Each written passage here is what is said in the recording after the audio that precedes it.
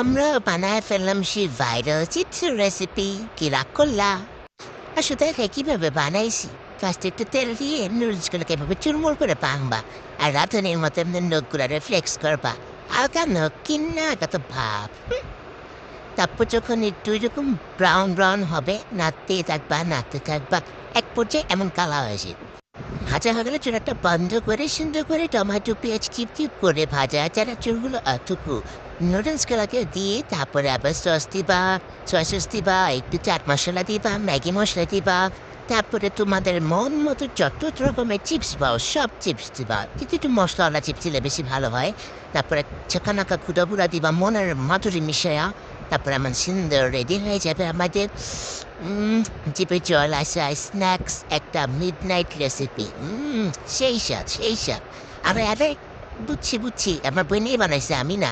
এই যে জসিমও চলে আসছে, জসিম একটু রিভিউ দিতেছে, সেই তোমরাও বানাও, তোমরাও